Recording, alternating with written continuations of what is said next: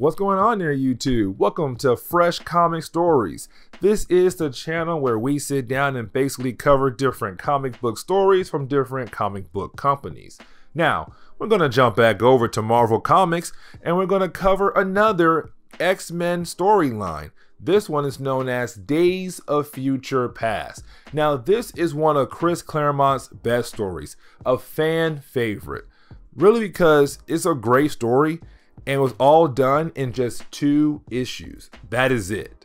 But also we get a ton of new characters that were first introduced in this storyline right here.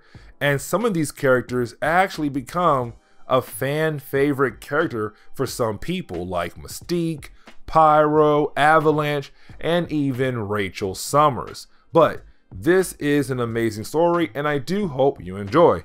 Let's dive in. Okay, so in the opening pages of this book, we are introduced to a future where everything is messed up. Basically, it is an apocalypse future in a way where the Sentinels have taken over the place. Something else to point out is that this is an older Kitty Pryde that we are seeing who is supposed to meet up with a Wolverine. Except while she was walking, she fell down a trap door in front of some thugs known as rogues. Just some human thugs that live in a territory that Sentinels don't bother to go to anymore because of them, there are no mutants there to capture. Either way, Wolverine comes in and saves her. By the way, this is an older Wolverine, but we learn that Wolverine had joined the Canadian Army to help fight against the Sentinels. He also tells us that things have gotten so bad in North America with the Sentinels taking over the land. If they leave, the other countries will nuke North America to save the world. He also gives Kitty Pryde some kind of jammer that is important to their big plan.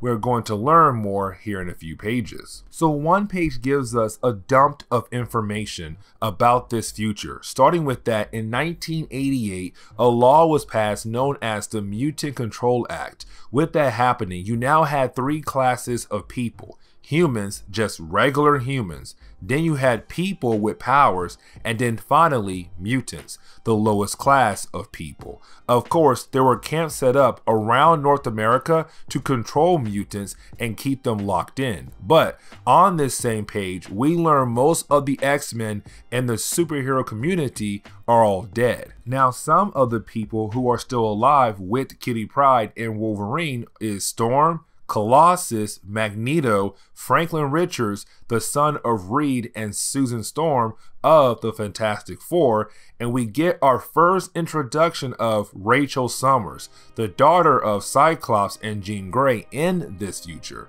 Also that Kitty Pryde and Colossus are married in the future. Basically, Chris Claremont is setting up future stories for them. But we learn that the jammer Wolverine gave Kitty Pryde was for a device Franklin Richards has that lets them use their powers again, since the Sentinels have put collars on them that stopped them from using their powers.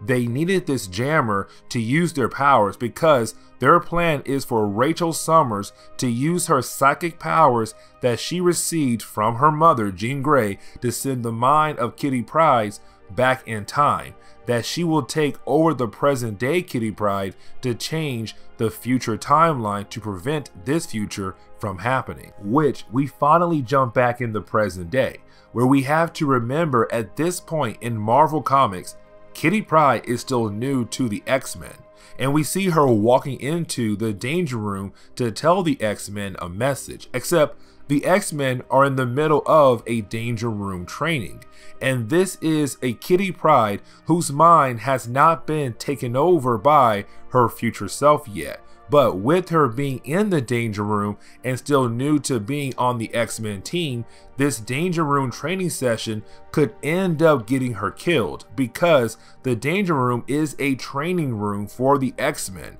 Of course, they saved her, but it was very close. The next couple set of pages let us know that Charles Xavier is gone for some kind of interview to talk about mutants. Something else to point out is that at this point in Marvel Comics, Only the X-Men and a few of their villains know that Charles Xavier is a mutant, but not the whole world.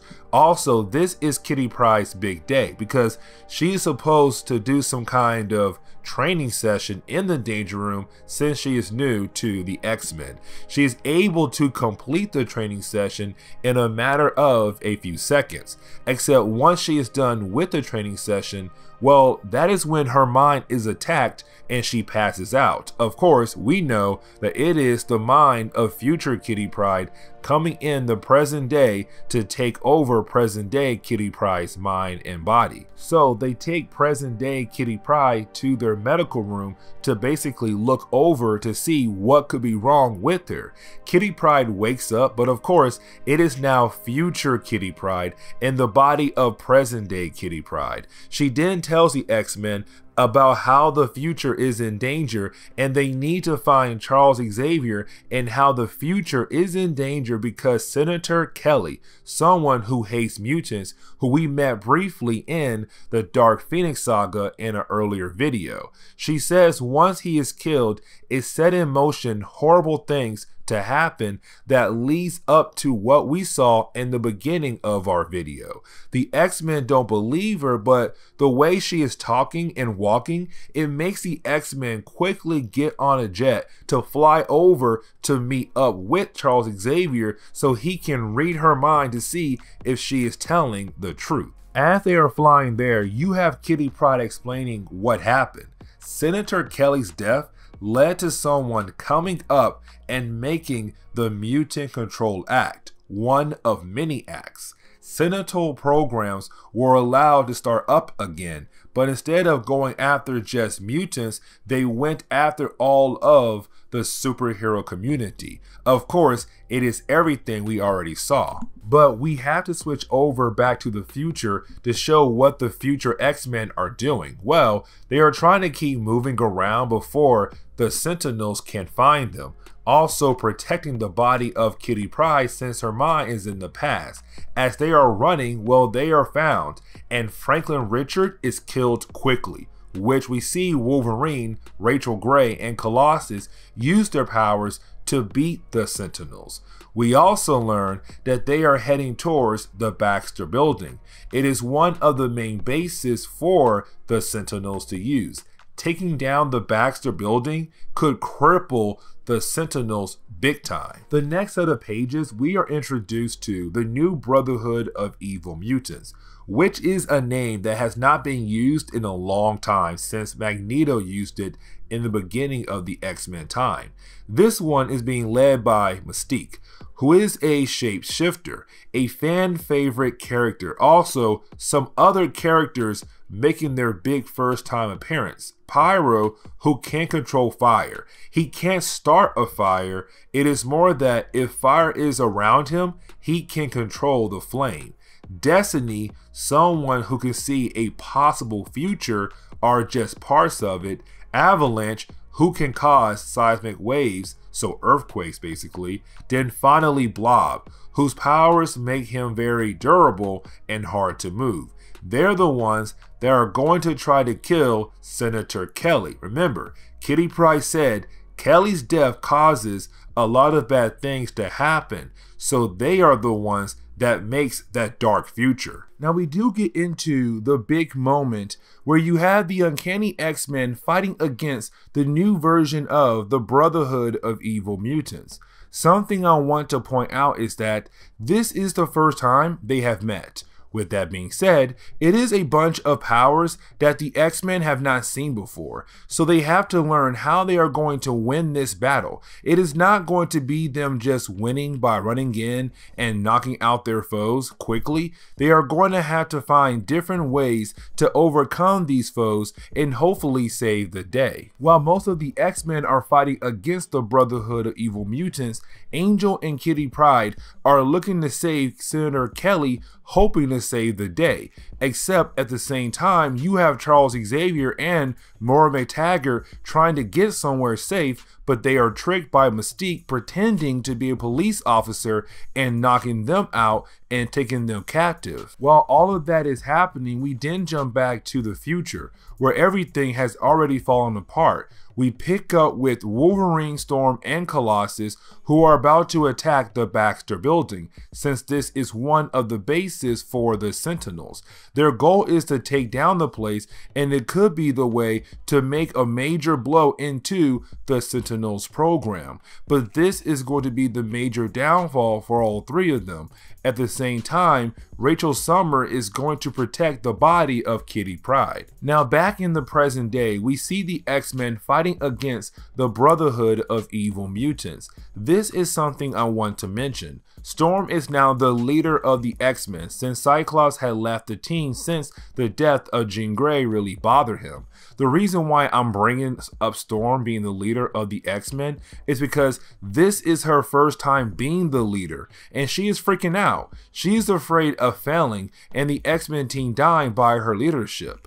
Except over the pages of this story, she is able to help each member, or the X-Men are able to think for themselves as a way to be each member of the Brotherhood of Evil Mutants. Either way, after they do that and actually stop Mystique as well, that is when they realize that, hey, where in the world is Kitty Pryde and Angel? That is when they realize that the two of them must be trying to save the life of Senator Kelly. Except we have to jump back to the future to watch the downfall of the future X-Men who are attacking the Baxter building, hoping they are finding a way to finally stop or slow down the Sentinels, since in the future the Sentinels rule the world. Except they run into the problem of being unable to handle how strong the Sentinels are, starting off with the death of Wolverine. Not that much later, you have the death of Storm as well,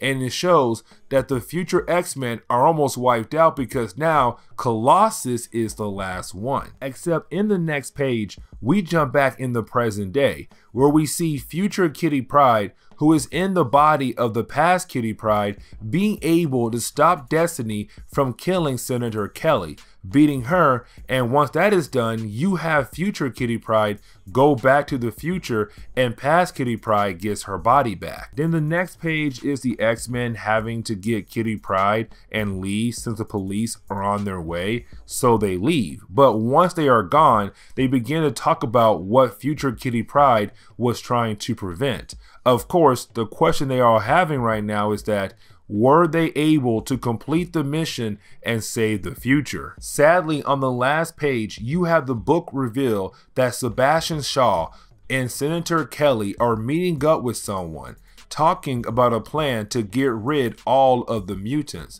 Of course, this person is Henry Peter Gyrich, who is beginning the process of Project Wide Awake. And we will see that project down the road, but this is where we are going to end today's video. So please hit that like button down below and also subscribe to the channel for more content to come in the near future. Also, any suggestions on books I should read, well, please let me know in the comments below, because you never know, your suggestion could be a future video down the road. But I do hope you enjoy today's video.